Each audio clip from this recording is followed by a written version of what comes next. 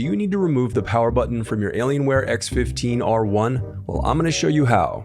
Also, you can click the top right of the screen to find this part or tools or additional help on our website, including written step-by-step tutorials with detailed images. Now that that's out of the way, let's jump into it. The first thing you're going to do is remove the bottom base cover screws. I recommend sorting out your screws as you take apart your laptop. It'll make it that much easier during reassembly.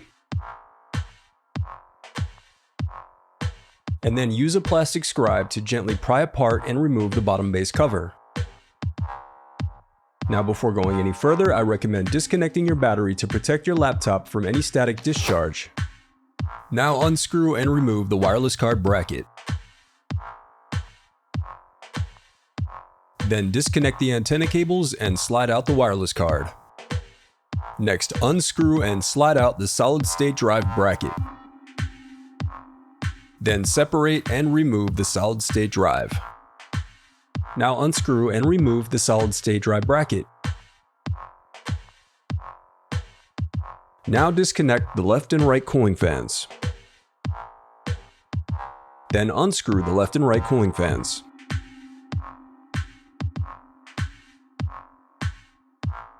Now remove the cables from the routing guides on the left and right cooling fans. Then lift out the cooling fans from your laptop. Now unclip the locking tab and disconnect the I/O cover cables.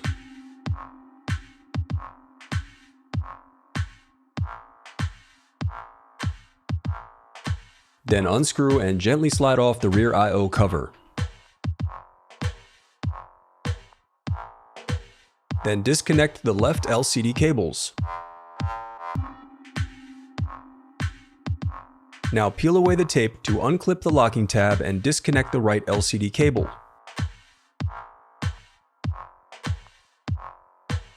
Next, peel away the tape to unclip the locking tab and disconnect the daughter board cable. Now unclip the locking tab and disconnect the power button cable. Then peel away the tape to unclip the locking tab and then disconnect the input-output board cable. Next, disconnect the headset port cable and then remove those cables from the routing guide. And now remove the headset port cable. Next, disconnect and unroute the DC jack cable. Now unscrew and remove the DC jack bracket. Then remove the DC jack. Now disconnect the speakers. Next, unscrew and remove the motherboard and the heatsink fan assembly.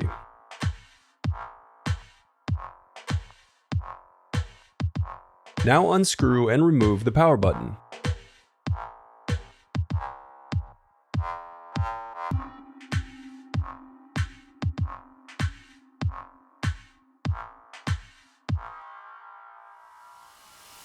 Then to complete the reassembly, just follow the original steps in reverse order.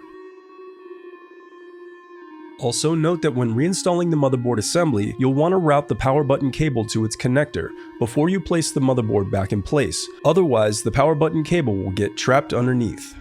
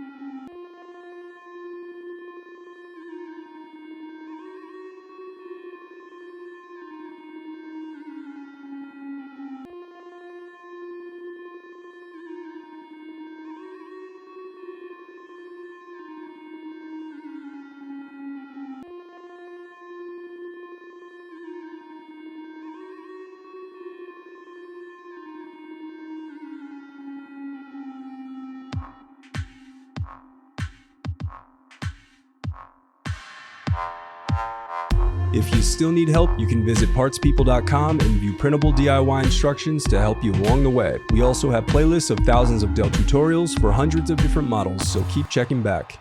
Thanks for watching.